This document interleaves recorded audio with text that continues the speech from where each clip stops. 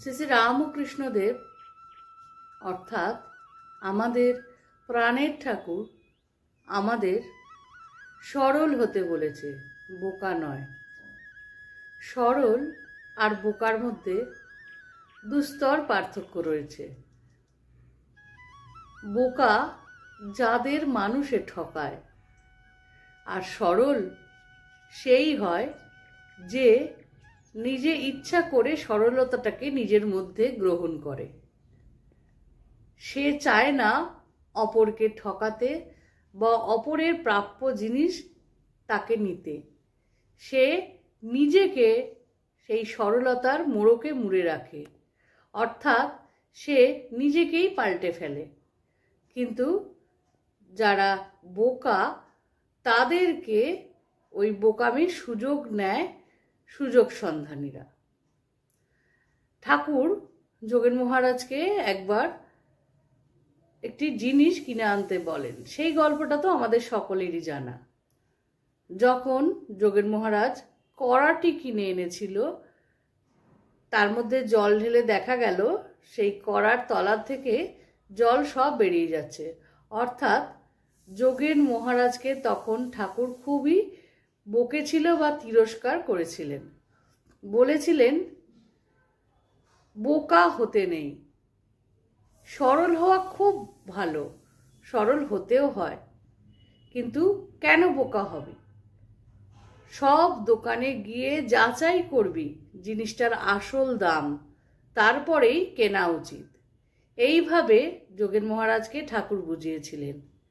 যোগেন মহারাজ একটি উদাহরণ, যেটা দিয়ে ঠাকুর আমাদের সকলের জ্ঞানের দিকটা আরও একবার ঝালাই করে নিলেন। অত বছর আগে বলে যাওয়া কথাটি কিন্তু যথোপযুক্ত। ঠাকুর বলছেন যাচাই করে নিতে, অর্থাৎ আরও 2-4 জায়গায় গিয়ে জিনিসটার দাম কত তা জেনে নিয়ে তবেই কিনতে। তাহলে দোকানিরা আমাদের আর ঠকাতে পারবে না। সঙ্গে সঙ্গে ঠাকুর এও বলছেন, যদি তার সাথে কিছু ফাউ থাকে সেটাও নিতে। ফাউ না নিয়ে যেতেও বারণ করছেন। ঠাকুর আমাদের পদে পদে প্রতিটা ব্যাপারে বুঝিয়ে দিচ্ছেন সুন্দরভাবে। এরম শিক্ষক পাওয়া যায় না। পৃথিবীতে আসেন অবতার বরিষ্ঠ একবারই, অবতারদেরও যে অবতার, সব থেকে শ্রেষ্ঠ অবতার। স্বামীজি তো তাই বলে গেছেন। সরলতা আর বোকামো, কোনটা তাহলে প্রেফার করেন ঠাকুর? সরলতা। বোকামোকে ঠাকুর ভালোবাসে না, এবং আমাদেরও সেই মতোই জিনিস যাচাই করে কিনতে হবে, বোকা হয়ে নয়। সরল মনের দিক দিয়ে থাকতে হবে, কিন্তু সামনের মানুষটা কিভাবে কোন ইঙ্গিতে আমাদের কথাটা বলছে সবটাই আমরা বুঝতে পারবো।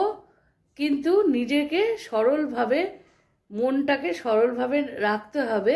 তার বোকামিটা আমাদের বোকামি নয়, তার চালাকিমো, সামনের মানুষের চালাকিমোটা আমরা নিজেরা বুঝে যাব এবং পরবর্তীতে আর ঠকবো না। আজকের ছোট্ট ভিডিওটা কেমন লাগলো? ভালো লাগলে সঙ্গে থাকবেন।